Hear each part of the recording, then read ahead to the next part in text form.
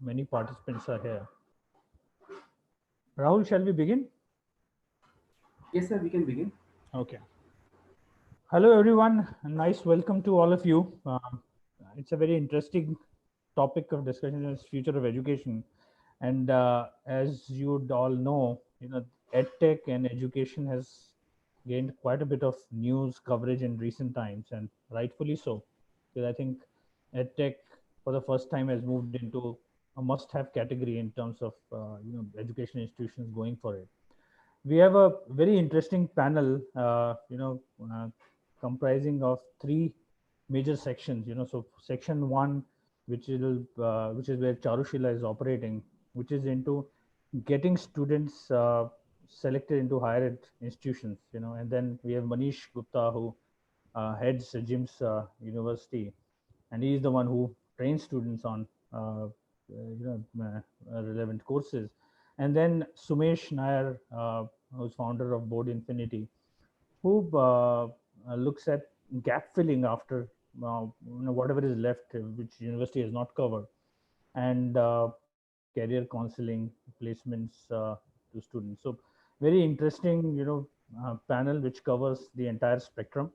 What I will do is, in terms of format, have quick rounds in terms of questions followed by 3 to 4 minutes to each panelist, and then keep evolving the discussion.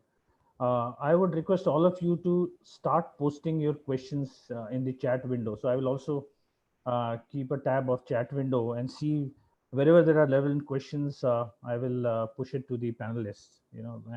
And please mention the name of panelists that you want this question addressed to, or if you don't know whom to address, I think you can just post it for anyone to respond to.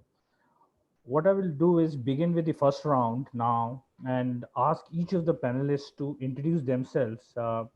Take a couple of minutes of your time, explain your model. It's very important for the discussion because we want to keep the discussion very relevant, and we want to learn from your case study, which is your organization. So spend a lot more time on your case study. In fact, the last round is where we will open it up and ask panelists view in general about what they feel about future of education. But I want to learn more from what the panelists are doing in their own organization and go deep into it and understand, learn from the model. Charushila, we can begin from you. And first round is 2 to 3 minutes, quick introduction of your organization. Sure. Thank you so much, Manishji. So I'm Charushilla. I'm the founder, director, key mentor of University Connection. And we basically work with students and families to help them get connected to top colleges and universities. It's a tough time for our students and parents right now, as a lot of them have made it to colleges, made it to universities, but don't know if they're going there. They've also got scholarships and they want to defer their admissions, but the university says we can't defer your scholarship. They also want to study online courses. They're ready to do that, but they're debating whether this kind of fee structure for an infrastructure that they're really not using justifies this kind of education. So I think we are sitting at the cusp of all of this as things are changing. And in real time, we are trying to work with parents and students, helping them make sense of this whole change that is taking place. We very effectively have been working with parents and students right from grade 9 through grade 12 in a milestone-like structure where students not only work towards getting into a certain university or a dream college, but also focus on their overall skills, so to say, whether it's communication skills or it's research skills or critical thinking skills. So a lot of those have been very effectively monitored as well as mentored through our senior counselors and experts that we have with us. I'm also very closely associated with the college community. So therefore, whether it's applying for masters in finance or MIM programs or MBAs or a master's in human-centered design and so many others, we have been working very, very effectively on those grounds as well.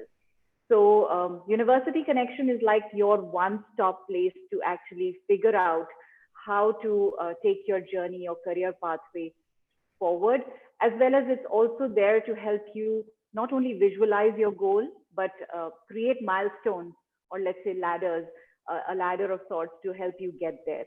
So I think that's where we come in. Manish, you want to go next? Yeah, good evening, everyone. We basically run educational institutions in country. We started with a standalone PGDM institution in the year 1993, and currently we have 2 universities and 4 campuses in Delhi. Besides this, we also run an incubator which focuses basically on edtech startups.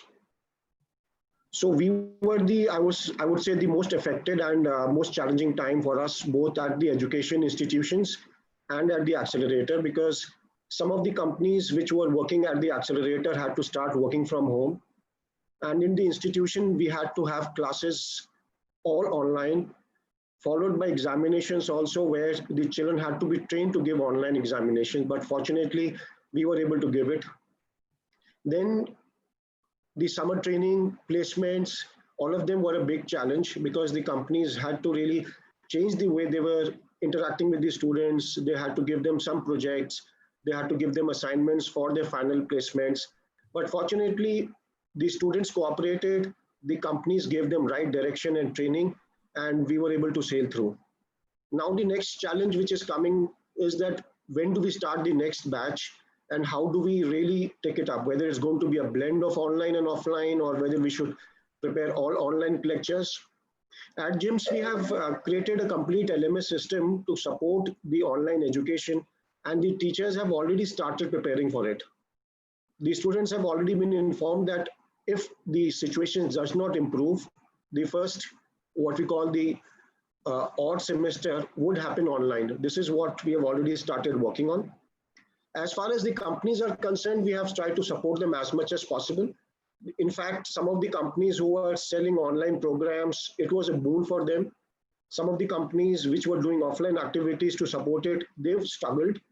But I think overall the situation is that most of us have been able to come up with, I would say, solutions, or we have adjusted to this new scenario. And we are hopeful we should be able to sail through this tough time and prepare ourselves and the organizations to give the country what we are intending to do, the best possible education and the best possible environment to the edtech startups, which are serving again back to the society by giving them the right kind of education. Sure, thanks, Manish. Sumesh. Hey, thanks, Manish. So I'm one of the founders of Board Infinity. What we do is put in one statement, we give the necessary skills for people who are coming out of higher education. So when I say people, it could be pre-final year students, final year students, and work experience people in the 0 to 5 years bucket. We laser focus on this target base and give them the necessary skill sets to obtain jobs in the market. So when we say jobs in the market, mostly the tech management oriented jobs, that's where our current focus is on. So we work with learners across 100 cities in India today, and we've always been online. So the current scenario is, the way that we used to deliver was always the same. So we always used to be online and live classes. So that's how the format has been for us. I think COVID for the current business that we are in today has been tremendously beneficial in terms of understanding, how to set up a skill-based system for people who want to get into jobs, and how do we do that online. I think 3 years of our existence, we have been building out that core competency. So COVID was positive for us in that ways. Currently, I think one of the things that we see in the market as things develop is the fact that a lot of folks are going through layoffs, and there are a lot of focus on getting people upskilled, either from the company side or individuals taking the mandate on themselves to upskill themselves. So what we see in the market today is that a lot of strength on developing your own skills. I think people are reflecting a lot on doing skilling, and they've got a pause kind of time for some time, and that's kind of helping the market.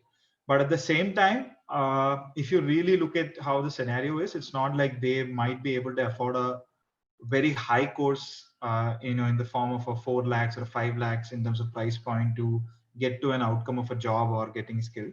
So they are looking at affordable programs as well. So that's what we are seeing in the market currently. So in the end, Board Infinity, what we are trying to do is that to make sure that for people who want to walk into jobs, probably let's say 3 or 4 quarters from now, how do we get them there and maintain that focus around getting them there? One of the key things about our platform is that the people who are trying to upskill these students are experts who are coming from the industry. So it's like a high skilled workforce which comes and gigs on the platform. So we don't have any teachers or academicians or PhDs teaching them. So that's the kind of relevancy we give to the learners who come onto the platform. Okay, great. So, Charushilla, I will now move to the next round, which is about your top 2-3 challenges and top 2-3 opportunities that you are seeing in the COVID times. So you can pick challenges first or opportunities first, whichever you want to take. As a person, I've always seen opportunities in all these challenges. So I think I would say it's I was talking to a parent the other day, and one of the things I ended up telling them is that so the debate was about, should I take a gap year or should I not this year? My university is saying I should join them, and I said, you know what? This is not a gap year. This is really a bonus year. And what do you do with bonuses? When you get a bonus salary and you get a bonus amount, we're happy when we get a bonus, isn't it? So if we were to just change the terminology a little bit, and we saw this as not just those uncertain times, somebody's calling them unique times also. Yeah, so if they are unique times, then definitely this is not a gap year, this is a bonus year. So in a lot of ways, I'm seeing this as a bonus year, not just as individually, and I'm helping my students see it, but also as an organization. One of the big things, obviously, that happened as a result of this situation, it was definitely not just, so initially I was servicing students all across the world, whether in Canada, Dubai, India, all over the place. But now my team was also working remotely. So therefore, the biggest challenge was to, quickly adapt to technology, quickly understand G Suite, and use every app under the sun, so that we are very well connected, integrated, and task lists are being made on Google Keep, and your Hangouts are working very well, and there is a sign in and sign out system which is not biometric centric, which is totally based on trust and trusting your people. And so I think we did that within the first 15 days very beautifully. We also found that there was a bit of a lag in terms of our management of our parent community and student community. I call them definitely our tribe. So our tribe of parents and students were always reaching out to us through very informal channels of, let's say, a WhatsApp message or an email once in a while, or a message they would drop on our Facebook page. But I figured we needed to consolidate all that together onto a CRM system. So we very effectively have converted our entire database channel onto a complete CRM system. So that was an amazing journey, because it suddenly helped me to, at the click of a button, send out an email, create an email campaign, or create a campaign on LinkedIn or otherwise. And overall, I would say this is, like I said, it's not about just a challenge. It is definitely one of those, it's that transforming period for us. And I think we're handling it well. One of the things that is continues to be a challenge is, of course, that parents and students are not only today seeking guidance, they're happy to seek guidance. They're also happy to come on a Zoom call or a Skype call to actually understand what's the way forward. And those are shorter services. But when it comes to signing up for a 1-year program, a 6-month commitment, those longer commitments people are shying away from. And I see the sense in that for some of them, because they don't know whether their own businesses are going to be up and about. So therefore, it's becoming very difficult for them to overall commit a certain amount to it. So I totally get what Sumesh was also trying to get at in terms of, putting in larger amounts of money into longish programs. They're happy to do a short program here and there, and they're always searching for free courses online. So that's a challenge that you're always battling with. But whatever said and done, education is going to thrive. Learning is going to continue happening. And so I see that there is still an opportunity for us to explore more. But Charushilla, just a follow on in terms of type of institutions that students were applying for, for for A grade marquee universities abroad or bigger programs. Obviously, there is a bonus thing that you're talking about. But are you seeing, so in terms of your organization focus, increased focus towards also mapping their requirements to shorter term courses, looking at opportunities where, so there is a big space of what to do in the online courses also, which is a problem, So are you figuring that piece out, or you're still focused on the longer term programs and preparing for this period to go? And thank you for asking that, because frankly, that has always been the focus. Because when you engage with a child who's in grade 10th or 11th, let's say, they are not applying that year. So what are they doing that year? They're actually working towards building their profile. They're working towards doing a social work project or an internship online, or doing an online course, of course, or starting their own personal project, which could be on the lines of anything that they're interested in, music, dance, theater, etc. So all in all, that focus has always been there. But yes, now my team is actively looking for those programs. And we, in fact, have developed a lot of collaborations. One of the collaborations has been with an organization called Scholarly, that actually provides credit-based courses to students, college credit-based courses to students, and students can easily sign up for those and gain credits whenever they join college. Another organization we are obviously trying to debate with is with Precisely, that is also offering a lot of opportunity-based programs. Yeah, I'd be happy to have a conversation with Sumesh at some point. Also, we also have a mentoring platform called Complementers that is also helping us to reach out to a lot of other students and shorter programs and shorter mentorship opportunities. I started my education journey as a Montessorian, and in Montessori there is a term that we use called directress. The teacher is called a directress.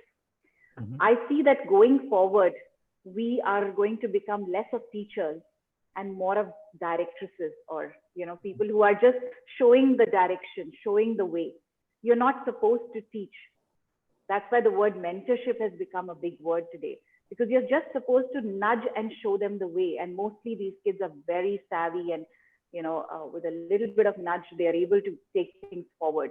So certainly that is our focus area. That is.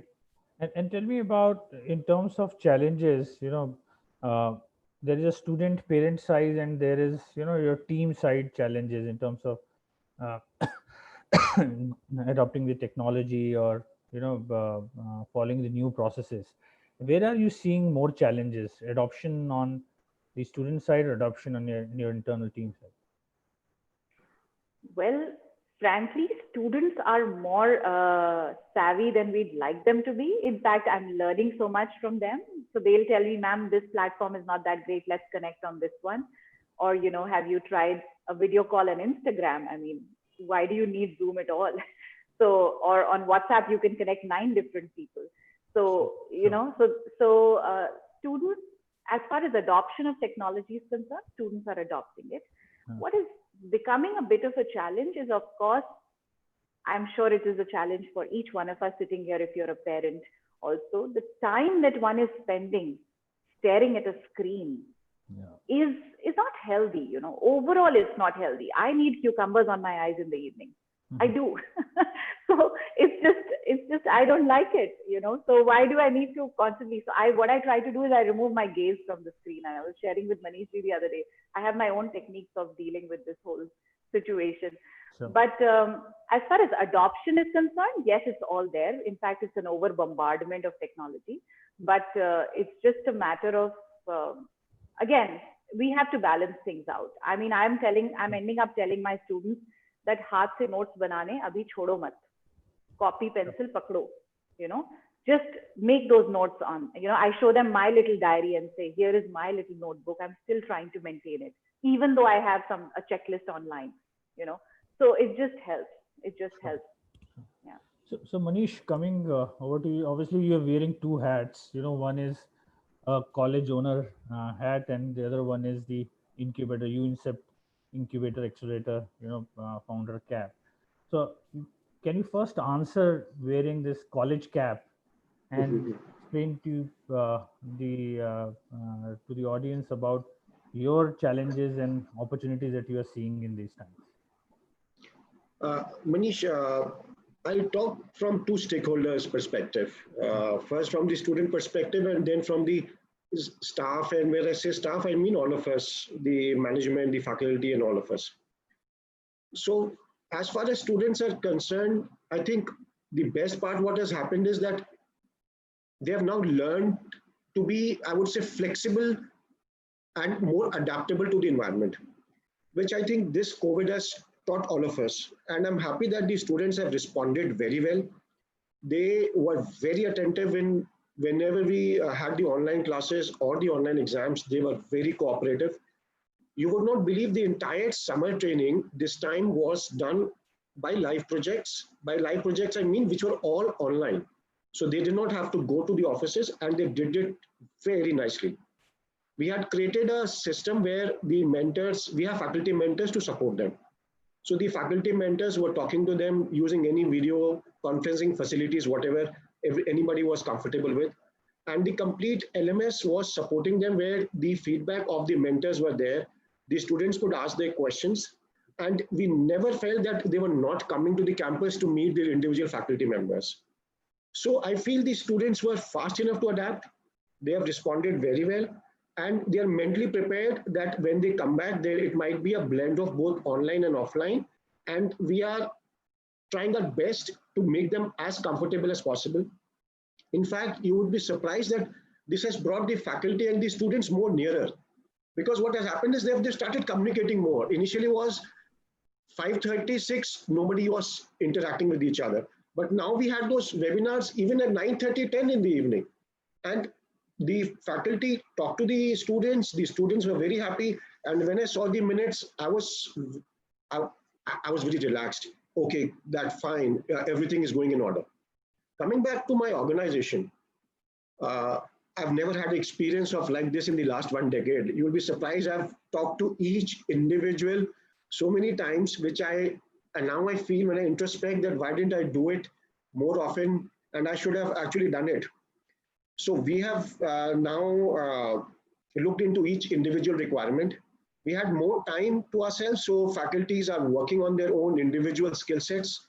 We had a wonderful online FDP program on design thinking, where each faculty is working on individual aspects of the institution which needs improvement.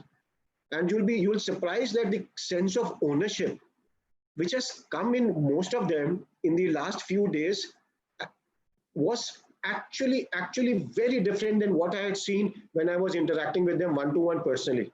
So these are some of the things where I would say the challenges have turned into opportunities, where not only the students, but the faculty members and even the individual, I would say the support staff, they have also been trained on technology. They are also responding very well to it. And we are accepting that online has to be adapted in our day-to-day routine teaching, which maybe 5 years back, some of my senior professors used to tell me कि मनीष जी ऐसा कभी भी नहीं होगा, आप बिल्कुल भूल जाओ कि online कभी नहीं आएगा. So we are trying to accept it. Also, there have been certain opportunities where I would say the foreign collaboration, where the foreign university always used to say, we have to send a professor to your place, how would it happen, the airline cost, those research paper collaborations, they were not happening. But we see a positive impact there also. Now, we are quite hopeful now when we do online classes, since now students have become used to online classes, so we would be able to get the best knowledge from all across the globe for our students, for our faculty members, without any problem. Okay, so this is something which is a very big blessing for all of us as far as learning is concerned. Finally, I would like to say that opportunities have been there for a long time, which were hidden. COVID has brought us to a stage where all of us have become more close to each other. We are accepting the challenges more, and we have turned into opportunities. And I'm sure this Indian student would have an excellent learning environment to come in the near future. Having said that, I also want to say that all of us have also realized, like what Charushilla ji was saying, that face-to-face interaction is very important. We have realized that unless and until the teacher is not able to understand how much the student is understanding, because which this video conferencing facilities does not, I'm sure technology will arise and maybe artificial intelligence or all things will say that this child is not listening, so please attend to him. But at the current stage of technology, we feel that face-to-face interaction is still going to stay, and we really wish the COVID goes away and we can meet our students very soon. So just a comment on what you said, Manish. In fact, what I'm also seeing in the organization that I'm talking to, one of the big reasons why you see faculty and teachers more responsible is because their classes are online. Now they are out in the open for everyone to comment on. Parents, students are exchanging notes about which faculty is better than other. So there is a big sense of ownership in terms of quality of delivery that a faculty or teacher is doing, and which is I think a very, very big positive which I see from this, that faculty which was teaching in an isolated closed box environment in schools as well as in colleges are now completely exposed, which means that there will be huge upward movements on the quality side of things. And secondly, I think the democratization of learning for weaker students have happened. So basically, students who were afraid to stand up and ask questions in class are now freely asking and chatting away to glory. There are a lot more doubts that are coming from weaker students. So it is becoming a great leveler in terms of democratization, the the entire learning process. So I think these are two things which I am seeing where I'm getting a lot of good feedback. I will come back to you, Manish, after I've spoken to Sumesh about the accelerator piece. Sumesh, if you can now talk about your top 2, 3 challenges, top 2, 3 opportunities about your business model, and that will be good. Sumesh, we can't hear you. Sorry. Yeah. Thanks, Manish. Manish, I think I would like to start with the opportunities piece and then move to the challenges.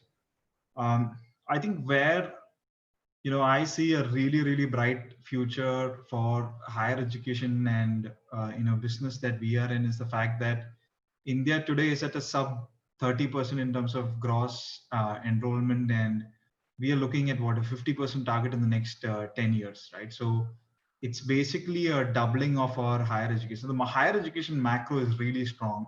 So the opportunity in the short term and the long term is really good. Second, if you're looking at the cost of higher education as well, right, or any supplemental activities post that, the fact that if you can take out the sub cost like your traveling, accommodation, and all those things, I think a lot of these folks who are sitting out of the tier 2, tier 3 city might not do a lot of city migration going forward. So essentially that means that probably the top 100 colleges that have got the license to do online higher education degrees and the other folks are going to basically ramp up in terms of their growth as well. Now, when the higher education macro goes up, that's when we get an opportunity to play really well also, because employers today are very specific around the kind of skill set that they need, and they're pretty demanding in terms of a fit, even if they come from a top college or even from a not so top college. And I think that is where we have an opportunity, one, to probably directly work with the customer or partner with institutions like what Manish is running, or probably some of the larger universities out there, and then make sure that puzzle gets going on. So I think opportunity wise, Manish, it's great in the long term. In the short term, I think in the last one quarter, that is the April, I think we have done one quarter in COVID right now. That's how I've been terming it. And we have done pretty well. In fact, we've consistently grown over the last 5 quarters. So I feel that the opportunity for any skilling based startup which can provide the right value to the customer, especially if it has a job link model to it, it really works. And the second opportunity, which I believe is that currently, which is happening around education and skilling, is uh, you know the fact that a lot of universities are really taking this effort to drive the transformation. So they are trying to partner with institutes like ours, which will help a lot of opportunities that will open up. This is not just tech management. I'm talking about accounting, law, finance related jobs. This is a entire gamut of jobs where these kind of things are happening. So opportunity remains intact, but I think as an organization, you should be able to capture that opportunity as well, right? So that's where the challenges really comes in. So I think internally, probably we didn't touch upon this thing is the fact that the whole work from home model, I do not feel it's very effective. When I say it's very, probably it might work for a company which is too large and things are set, the processes are set. But for a young growing startup, I still believe that at least the core team members and the founders need to meet at least once in a week or once in 2 weeks, irrespective of whatever Zoom meetings and all these things we have. Because most of the ideation happens not in structured meetings, it happens in conversations and when you're trying to build out certain things. So that is one challenge. I mean, running an organization, we are around 60, 70 people right now. I'm just trying to understand how 1,000-member organizations are running themselves. So that is one key challenge. And how do you really make sure that the system runs very smooth in a work from home matter? The other challenge which we see in the market is that even though macro hiring is down, our hiring partners are not down yet. I mean, we still having probably 20, 25 companies coming in hiring per week our learners. I'm yet to see how that is going to pan out in the next 1 or 2 or 3 quarters.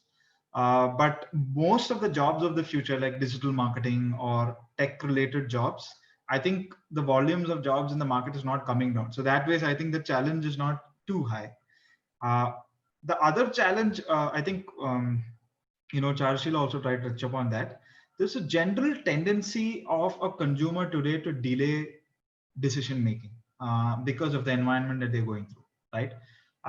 Personally speaking, also there was a couple of probably vendor negotiations that we have been going through. It's taking much more longer than a usual time. Probably it's because we are trading along cautiously even though we are trying to grow. I think that is one key thing which I was saying, that any high ticket purchase, people might have done probably in 5 days.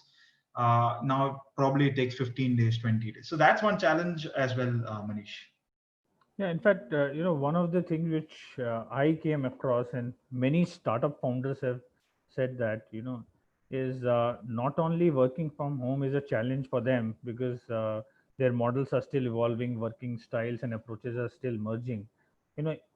The opportunity for young learner to learn from seniors is also missing. Yeah. In working from home model, you can't replicate that, and that is where it is badly hitting these startups. So I totally concur with your views about this working from home challenge for startups and smaller organizations. Manish, there is a question about in the chat window. You can also read that till now online certifications were serving the purpose of window dressing of CVs. Do you think that it can ever substitute the regular education model? This is from Nitin Bhatnagar. Want to respond to that? Yeah, but Manish, this is a controversy which would always continue. See, it depends upon which place you have had your full-time degree and from which place did you have your online education. So you cannot compare online with offline as a general statement.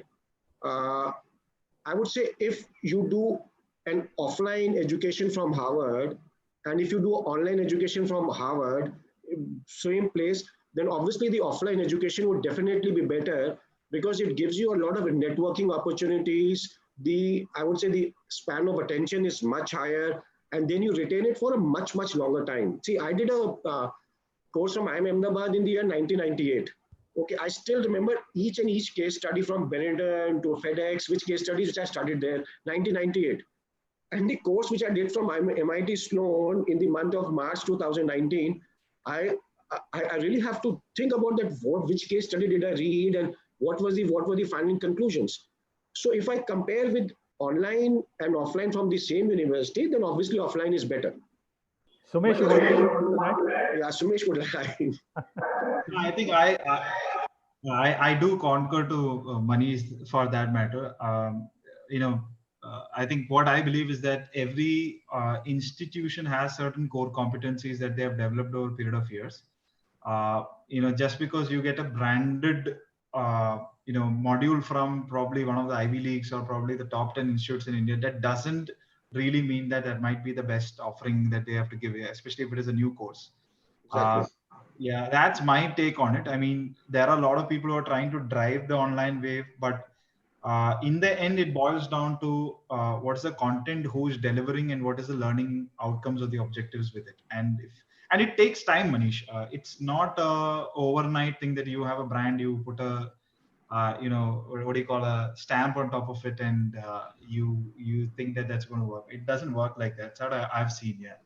Manish, I just want to add one more statement here. Sure. See, the corporates also have become very smart, and they have understood, because they are also doing those online courses themselves, and they also have done a full-time program from somewhere themselves. Yeah. So they are fully aware about the exact utility, and you are aware that one of our startup is actually developing a complete system for recruitment, where the machine would tell you whether that person has the required skill sets or not.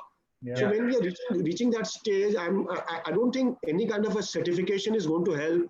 It would be an individual skill set, which is going to be the changing factor when you come for employment. I think that is going to be the future. Yeah, in fact, it was very interesting, and I think Manish has shared that post with you from Trump. So Trump, as the first time, he said that in the government jobs in the US, he's going to look at skills more than degrees. Obviously there is a significance in that statement from a future perspective. So we'll touch upon this in the future of education track that will follow up. Manish, so Manish, this is the first statement of Trump which I've agreed. Yeah. So Manish, now if you can talk about UIncept accelerator of yours, and same stuff, challenges and opportunity that you are seeing right now. See, at UIncept, what we primarily do is that we try to create an ecosystem where the entrepreneurs can learn from each other, and wherever people like you or me, whoever, whatever we have learned in our lives, if we can share it with them, this is what has been the basic business model of mentoring and guiding them to the right direction. Okay. So now the challenges which have been there majorly is that we have not been able to hold any kind of networking activity in the last 3 months. Yeah. So that has been the biggest challenge, because our major focus was on networking. At UIncept, we always kept on organizing activities. I think I will request I request the participants to mute their mic, please. Manish, carry on. Yeah. So Manish, if you would have noticed that when we invited people from all across the globe, we had one activity where we had people from the Israel accelerator, then we had people from Singapore, Russia. So those kind of activities where you have learning by meeting people, listening to their challenges, listening to the way they have evolved their businesses. So this is something which we have not been able to do. The other challenge, which has been for some of the startups which were doing offline activities. So for them, they could not hold the regular classes or the workshops, which were supplementing to their business model. So which has again become a challenge. Number 3, we could not keep the office also open. As Sumesh mentioned, that the startups need to meet each other. So some of the companies now are working from home, and we had to keep the office closed for a long while. We did open it for a week or 10 days. Then again, we had some cases in our building. So again, we thought that, okay, for safety measures, we again had to close it down for a while.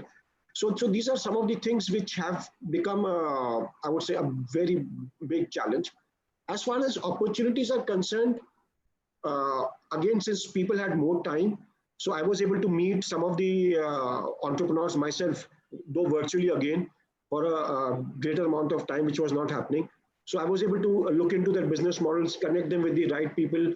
So that time which was available was, I think, opportunity, but the challenges were much more than the opportunity as far as the accelerator is concerned.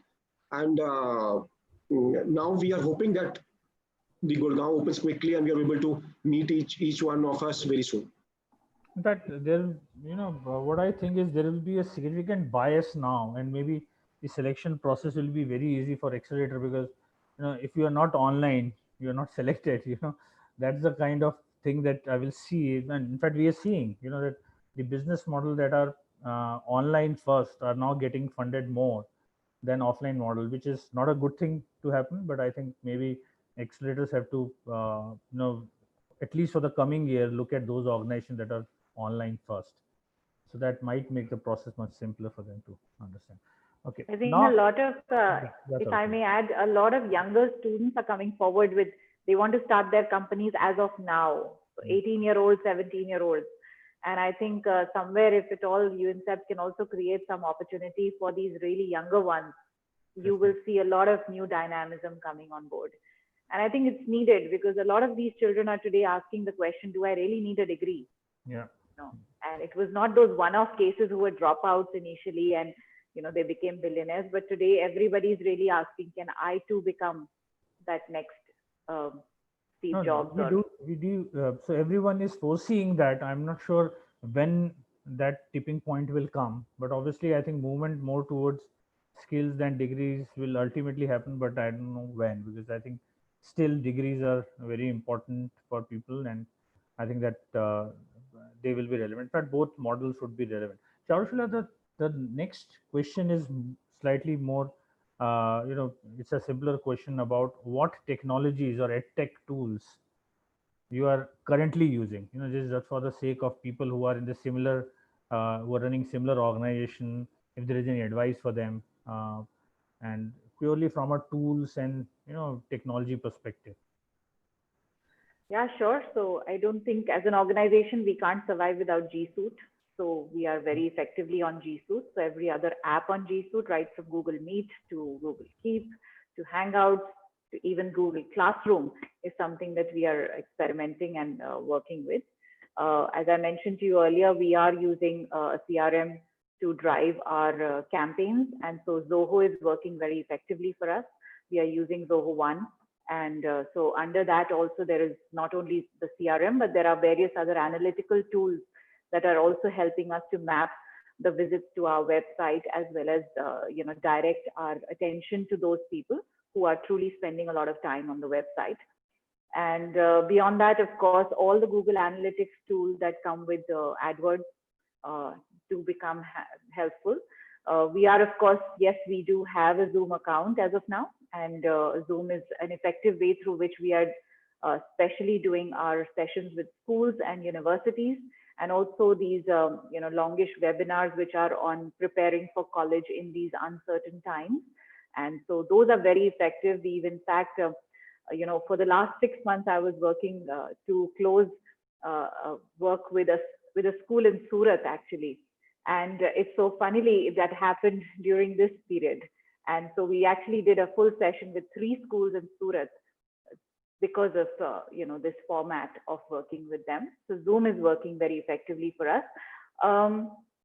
Yeah, those are some basic high points, and I think these are all good tools to use. And the sooner you teach your own team how to also use these tools effectively, the better your communication. And I feel somewhere the soul of remote working is quick technology adaptation. Yeah, so from your team and otherwise. So your intranet, which in our case is, let's say, G Suite, is somewhere the soul of your remote working. So one needs to, I think, more and more address that soul and make sure that people are good with those tools. One thing that I'm also teaching my team is every day we discuss, every week actually, we are supposed to have not only, we have a little chat meetings, and in that one, you have to come forward and share one new technology that you learned. So the other day, someone was actually sharing how they used Canva so effectively. And so we are not so dependent on a digital agency to create those smaller posts and other things. And, so you need to start preparing your own info, graphics, and any other kind of graphics that you really need. I think we're also becoming video editors.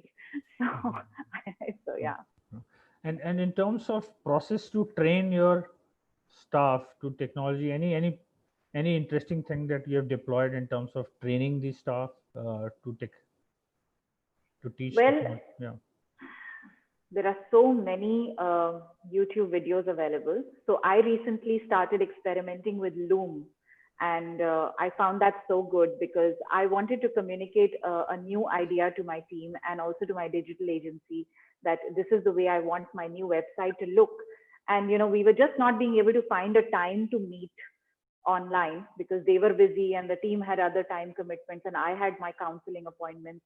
So what I did, I found out Loom, and you go to Loom and I recorded my video. I showed them exactly how I want, I took them to 5 different websites and it became a very effective way. And I just posted that video and I said, if there are any questions, just drop me a WhatsApp.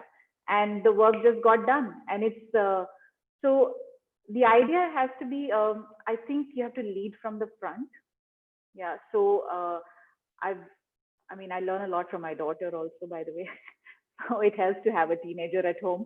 And so that also somewhere, so how to post stories on Instagram, how to go about creating a short video, how to go about, using the video tool otherwise. So I try to personally experiment with it. And at least I feel that leading from the front helps. Having said that, there are lots of YouTube tutorials available. So it's the sooner we get our team to understand that they have to take charge of their own learning, the better it is. Sumesh, you want to come in, talk about practical tools that the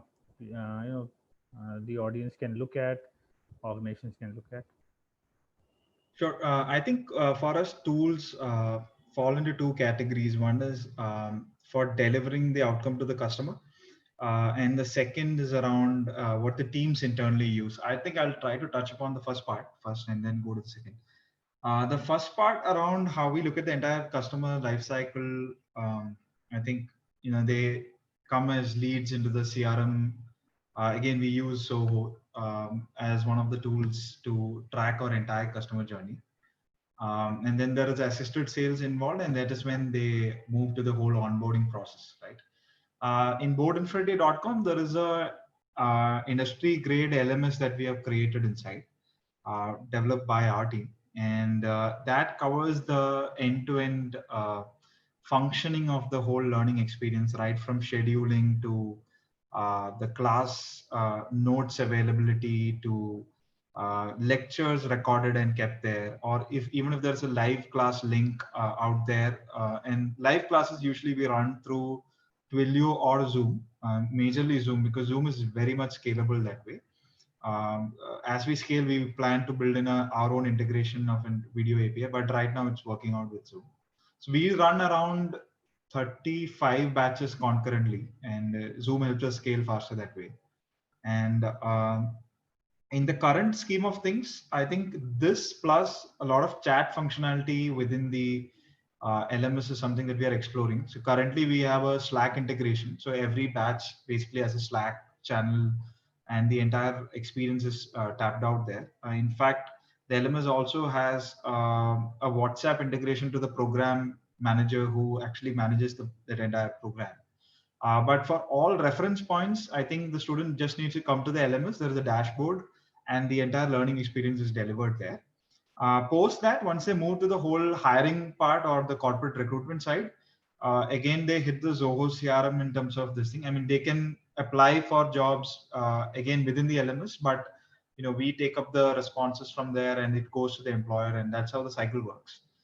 Again, the interviews there happen through either Zoom or Skype or telephonic, and that's how they close out the interviews. So that's the value chain with respect to the customer.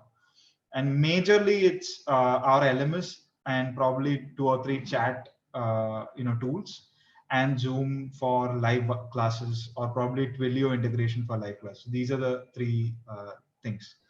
Internally, we use a lot of tools, Manish. I think we use a lot of SaaS softwares.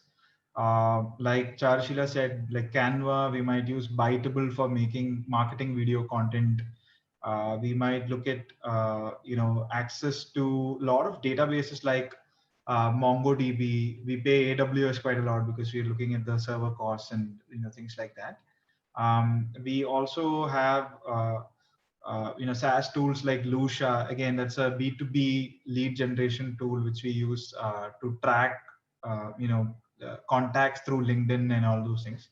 So highly leveraged. I think we spend quite a lot of money on these tools to make sure that the functioning happens well. Internally, teams use Jira, Notion, Zoho projects. Again, Zoho has like almost all the tools inside them. If you start exploring Zoho, you just stay there because it gives the right functionality to a particular scale.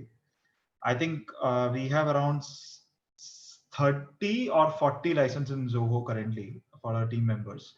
Helps, right from the customer to the Zoho Books part, which is the finance side. So that way Zoho helps. So yeah, I think these are the tools that we use. Manish, any Also- top of the mind tools that Okay. you are using in your university? Manish, we have, as far as video conferencing is concerned, we have been exploring lot many, but finally we have also zeroed down on Zoom itself because that is the most comfortable thing right now. Yeah. And internally, we have created our own LMS, which we are trying to upgrade as much as possible. And we are not dependent on anything else because we did explore Google Classroom and Eruditus as a separate software. Then we explored some of the softwares being used at the European universities. But finally, our team wanted to create it now. So we have created it, and that is what we work on.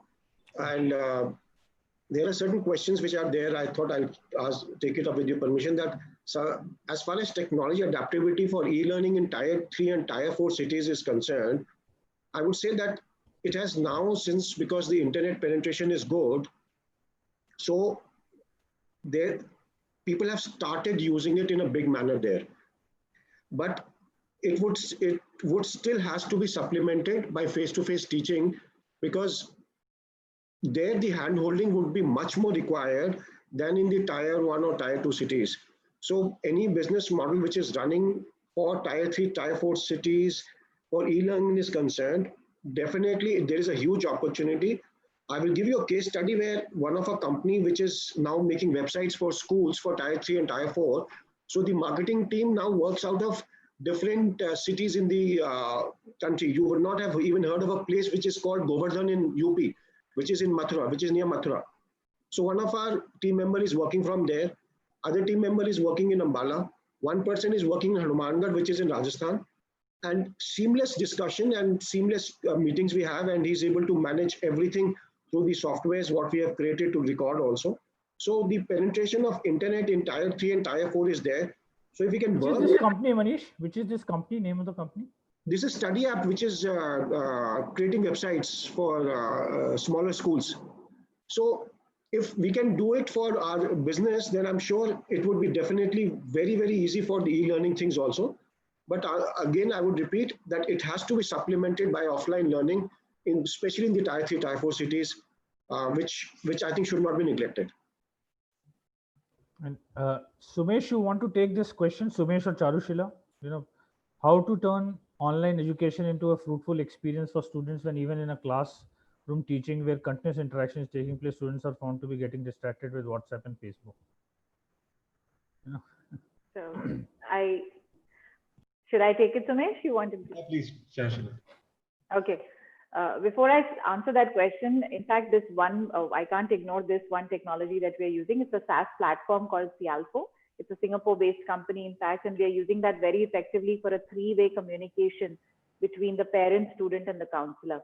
And it's where we set up milestones, and just like the kind of internal software that perhaps Sumesh's company has developed, we can set up meetings there, and we can set up the entire journey from, let's say, a 2-year journey or a 3-year journey with the student. So that's a very interesting one. Also,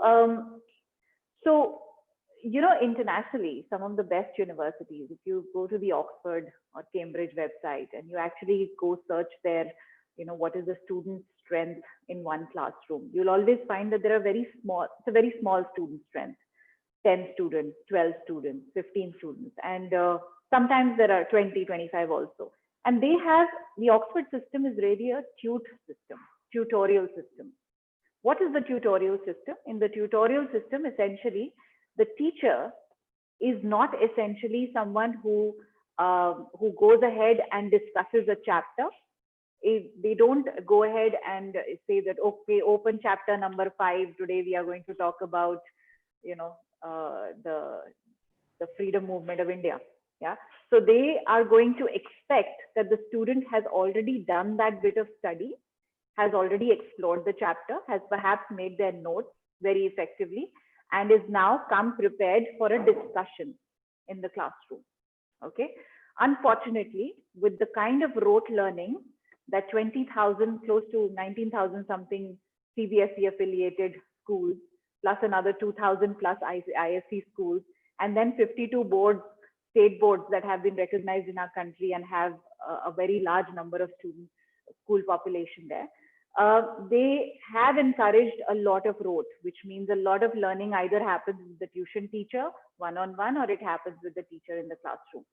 So maybe one of the things that can help tackle this problem can be to actually give reading material to students. And yes, that means the parents might have to do some extra work of encouraging these kids to read that material, make notes, draw inferences out of it. And the classroom is essentially only there for discussions and doubts. That's one.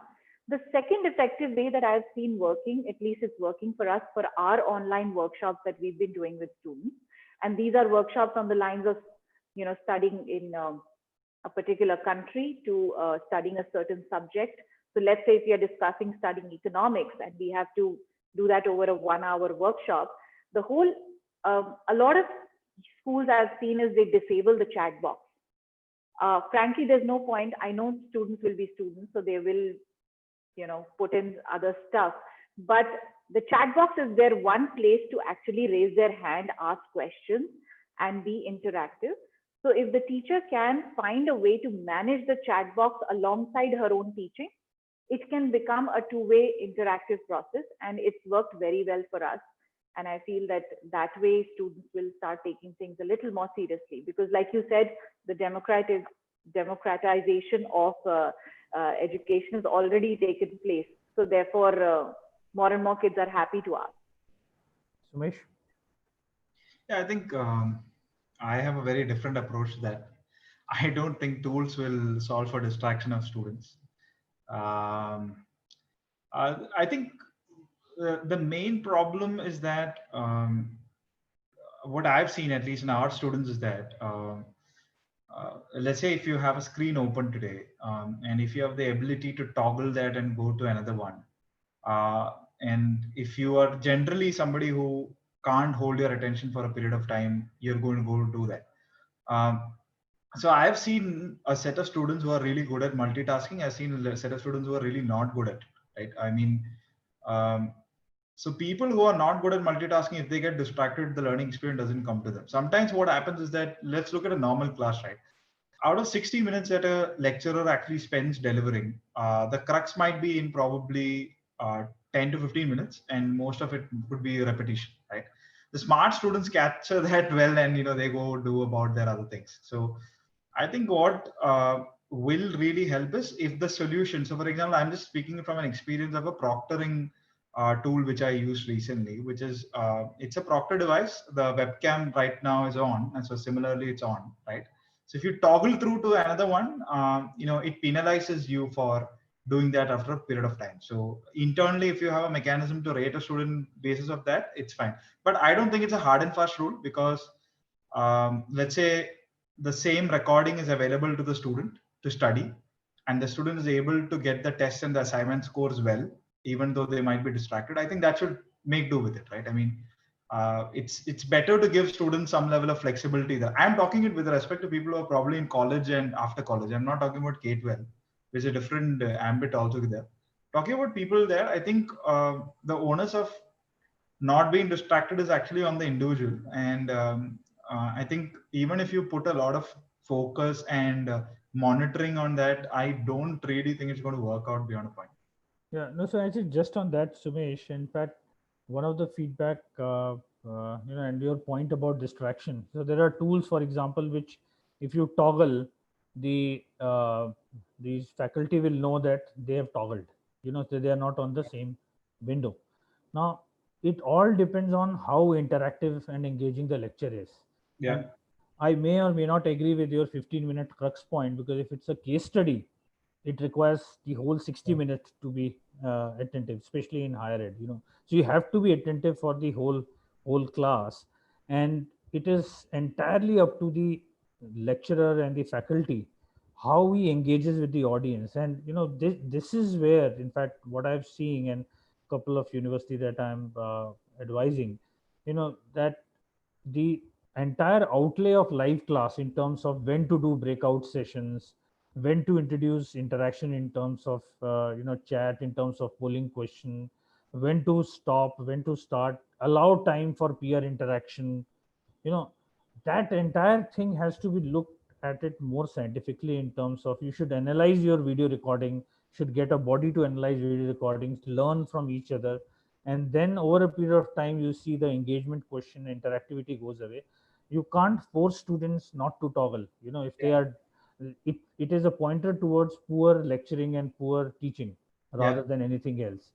Having said that, I think I will now shift to the last track set of questions, and which is about, now you can obviously move out of your organization stuff, talk freely about, and edtech in general, and lay out your vision. How do you see future of education panning out, in terms of post covid? Obviously things, there is going to be a permanent behavior change, it's not going to go back to the normal. Now in that scenario, how do you foresee, and in your field of work, or you can talk about other field of work also, so this is 2-3 years from now, how future of education will look like. Charushilla, you can start. You are on mute. Yeah. Okay, sorry. Yeah. So 2-3 years from now, education will be very, very different. I feel that. So for one, let me just speak of my industry, and I think I'm only qualified to talk about that for right now. And so career counseling has always been a very ad hoc thing, right? A lot of teachers have doubled up as counselors, and a lot of accomplished people have doubled up as counselors. And whatever said and done, because of the 700,000 schools that we have in our country, still it is at a very nascent stage. There are, of course, some of the A-grade schools who have invested in counseling divisions, but it is still something that's wanting in the country. Having said that, the awareness for career mentorship and guidance is becoming more and more pronounced. So I see that in the coming times, more than ever, there will be definitely a full-on understanding of why career guidance is needed alongside student well-being. Because at the end of the day, it is not just the student who thrives in a particular setting, let's say whether it's a career. So the truth is that careers are only an extension of the life that thrives within every child. Okay, so student well-being and career development will have to come together. I almost see the creation of somewhat a kind of a national index of career counseling consciousness emerging. And if this kind of index can map out schools in terms of how much effort they are putting into guidance and careers, as well as student well-being, I think that would be very important, because after cases such as Sushant Rajput's case that just happened, and I've personally been witness to a dear friend losing a 13-year-old. So it's just not right. Something's obviously going way off in terms of education and what we are trying to do with our children. And so I see that matrix has to be also fitted into EdTech and into solving the problem that we are trying to do. So the future of education will only, firstly, education will only survive when we are able to handle these kids and teach them how to handle themselves going forward. Yeah. So Sumesh or Manish, you can go first, I think. Yeah. Manish, according to me, the scenario has to be, I would say, I would not call it different, but I would say it would be slightly adapting to the changes which COVID has thrown. See, because fundamentally, the education system to change from a 3-year program to a 2-year program at the undergraduate level, or the MBAs becoming more like 1-year program, would require a huge shift in the entire thought process, not only in one country, but all across the globe. Because today there are standard norms which have been created at the undergraduate level that it has to be a 3-year program or a 4-year program. And even if you see the most of the universities at the US or in the European countries, or if I come to the Australian side also, we are still following the similar kind of norms. And 3 years at the undergraduate level, 4 years at the post, at maybe what you call the honors degree at the undergraduate, and then 2 years postgraduate. So having said that, the change what would come is that the way we teach, I don't see the format of that undergraduate becoming a 2-year program or the postgraduate becoming a 1-year program. I don't see it happening very immediately. The change which would come is that students might now be mentally preparing themselves that I don't want to go to the college for entire 5 days.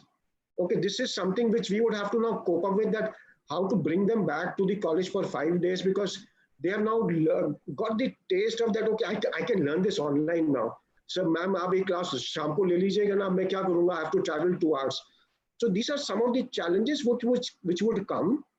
But how exactly it would become like a permanent feature, according to me, depends upon the duration the COVID stays.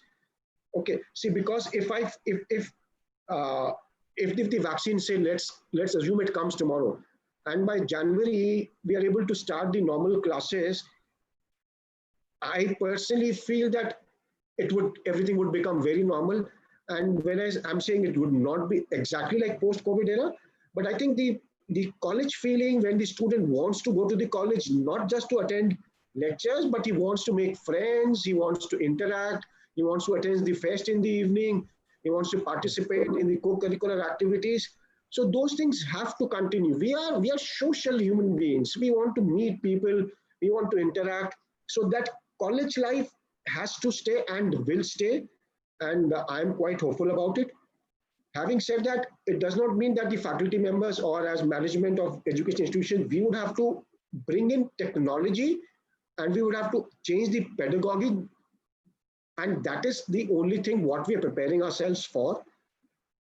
As far as Edtech is concerned, I would say they have focused too much on that creating IITs. Now, if you see, the biggest funding has happened to the Byju's and the Vedantus of the country. Now, are they actually bringing a change in the thought process of the child? That is something what needs to look at. It's like what Charushilla said, are we adapting to the new change? That is not happening. What has happened is now Vedantu gives you classes and they're substituting the tutor, which has now become like a permanent thing in everybody's life. You come back from school, you go to your tutor, you study, you come back, then you have your dinner and do your homework and then sleep. This has been the routine which has now somehow creeping in the lives of most of the people at the 10+2 level. But now, can I bring in some different kind of learning experiences? Like, one of our startup, Yash, is creating those chess games, he's creating how to play a cricket online. So can that become I would say, a different kind of a opportunity which this child sees that, yeah, mujhe sirf padhna nahi hai, I don't have to just study. I can do co-curricular also online. I can do some kind of my passion. I can live my passion also in these online edtech education companies. So if those edtech companies can focus on that aspect, that would bring a big game changer. Okay. Finally, I would say it's too early for me to comment that what would be the permanent changes. Okay. I would hope that we continue to live the way we were living post, I would say, pre-COVID. Respect more for the environment, respect more for the renewable energies, make the children more sensitive towards saving money, bringing down their cost structure.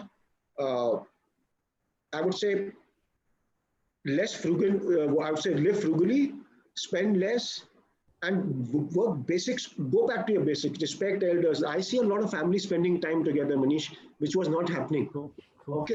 A lot of, I would say, the relationships which were going haywire, they are becoming concentrated.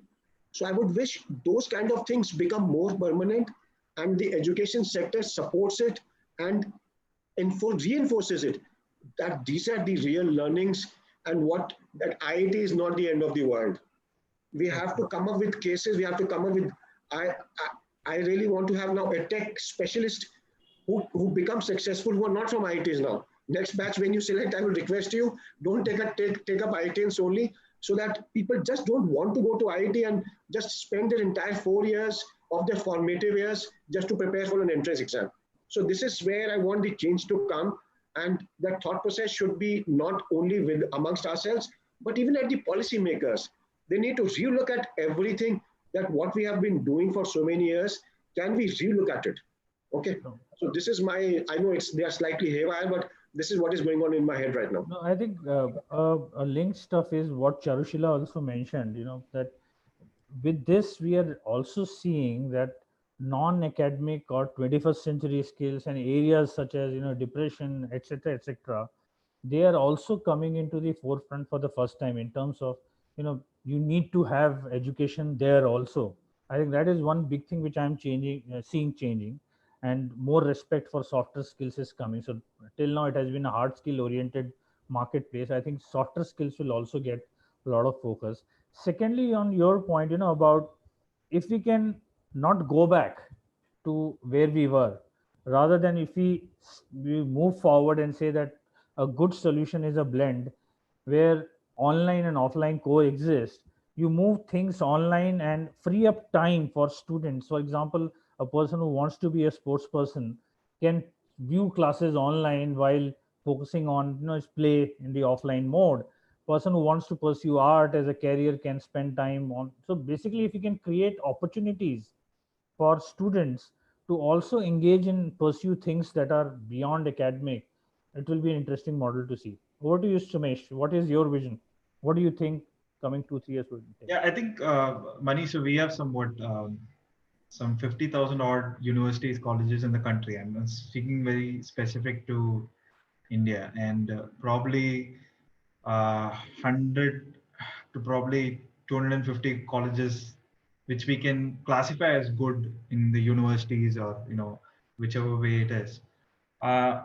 When I say good in terms of the infrastructure, in terms of tick marking, in terms of faculty and all those things, the rest of India is going to go to, let's say, the classic tier 3, tier 4, tier 5. There is a tier 5 colleges, and many of them are going to come out with a skill gap, right? Because we still don't have the right infrastructure in place for higher education to match our population. So we're definitely going to go through a skill gap, and it's going to be more acute than probably the decade before this. One, in terms of the changing landscape of the job, and second, in terms of what they've accrued over the last 20 years to come onto the higher education table, and then what they know further, right? Where I see a large opportunity getting built is definitely in that middle India space, not trying to serve the top 1%, like Manish said, probably for the IITians and the other, probably the people who couldn't get into that IIT race and who come down to some of the other colleges.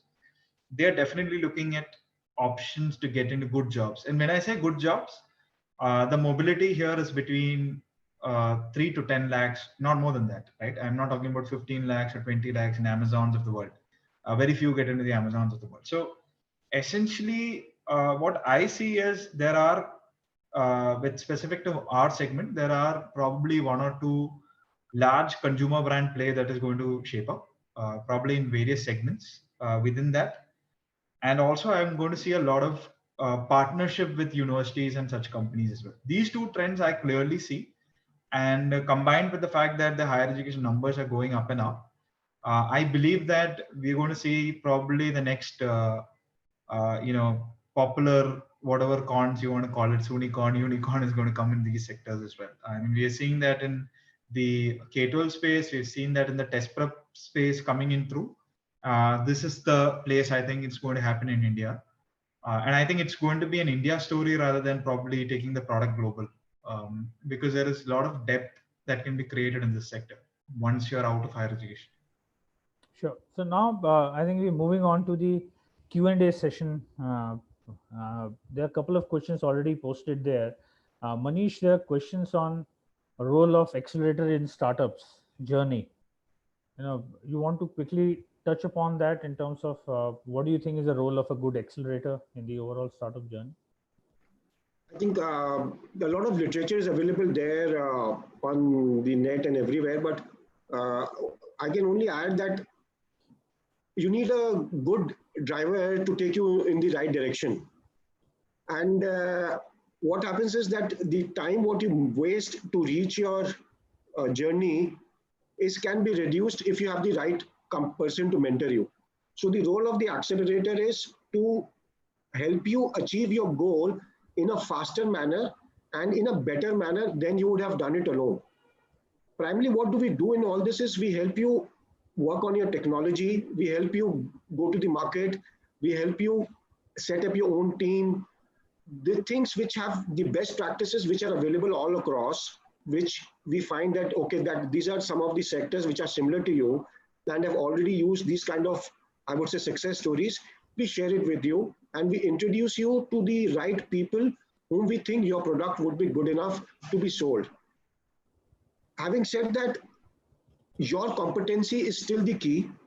Your product has to be good enough for it to sell, but we can expedite it and we can give it the right shape so that it is acceptable to a larger audience than what alone you would have done. No, I think I'll just add to what Manish said. So one, obviously, as accelerator, you first and foremost, you show them a mirror, mirror to reflect. I think that's the biggest thing that you do when you come into an acceleration, that where you are in your overall journey, and take a step back, look at overall picture, look at competition, look at product market fit, look at whether you're in the right segment. It's a big segment, so those are the things that we help startups reflect on. Secondly, I think from Ramayana, yeah, if you remember, Hanuman was Hanuman forgotten his strength and abilities, and he was reminded of his strength and ability. So I think a role of an accelerator is to make you Hanuman. Make you self-belief in your capabilities, and you turn yourself into a Hanuman so that you can lift mountains. So that would be, I think, in nutshell, what an accelerator do. There are a couple of questions on, Sumesh, Charushilla, anyone can come in, that for someone aspiring to just start the journey as an edtech startup, which top 3 focus trendy areas they must look into? And I want to quickly clarify Manish's earlier comment about IITians. So I think by no means Manish meant to say that we are not looking at startups who are founded by IITians. He's saying that we're looking at startups who are working for bigger audience segment and not just to push people into IIT. That was the startup founders can be IITians, but as long as they're solving a bigger problem, that's what he meant. Manish, right? Yeah, I totally agree to you. Yeah, and yeah. I think the message is clear that we need to keep everybody in our focus. I think Sumesh also talked about it after that. Sure. Sumesh, you want to pick this question? Top 3 areas? And top 3 areas for an education tech entrepreneur want to start? Yeah. Okay, interesting. It depends on whether you want to bootstrap or raise money. Go ahead, sell your area, yeah. Get startups for your area. This is the opportunity. Yeah.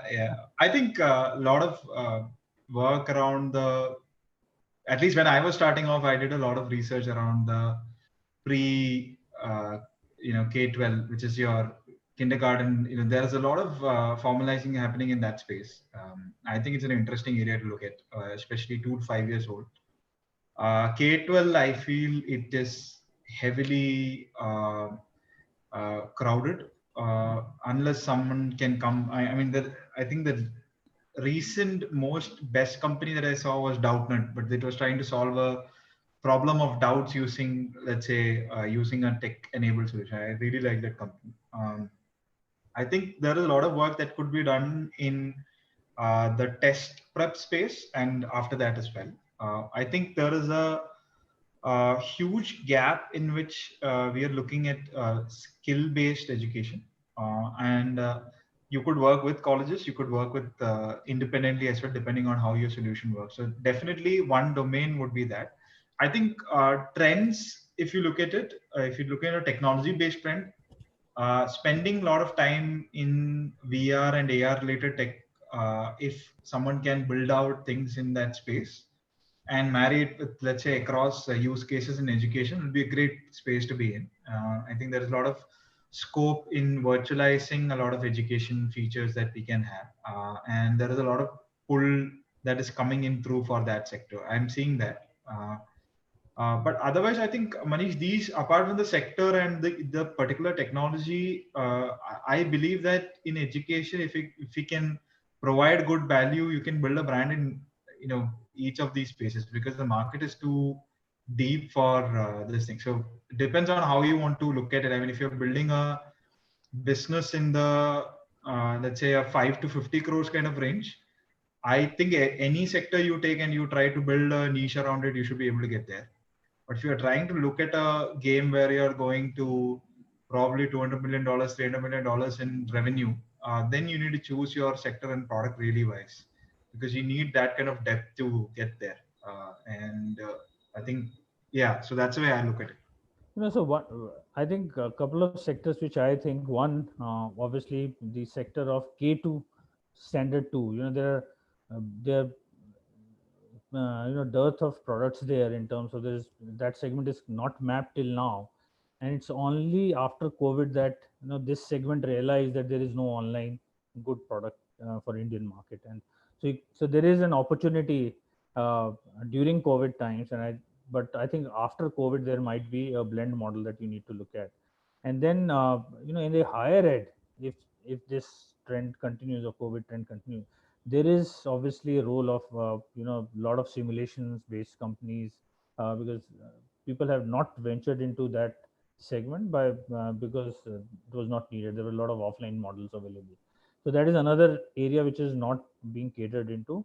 But I largely concur with Sumesh's view. And then the third area would be 21st century skills, soft skills areas, where there would be interesting startups. But obviously, we'll need to figure out how do you show results to the audience. But I think the bigger point, like Sumesh mentioned, that each and every area has huge opportunity, and niche opportunities are there for sure. But I think bigger opportunity, you'll have to figure out big segments like K-2 and others. Yeah. Also, one thing maybe that should be kept in mind before venturing into an education-based venture is to understand that education at the very core of it is a very trust-based venture as such. So you building your community and building trust with that community, it has to be at the center of it all. So anyone who's in doing something already offline and already has an idea, or can prototype it and can try it out in the market, test it in the market, creating that proof of evidence, I think, becomes more and more important before upscaling and putting in so many dollars into creating that entity. And another I just forgot, another interesting area, which is a high tech area, which is video analytics. So now, with a lot of classes going online and live, and a lot of digital content available, live video analytics, so analytics for those video lectures would be interesting to look at, and in terms of which are the classes that are more interactive. So automated way of looking at things, you will save a lot of time if you create an automated solution.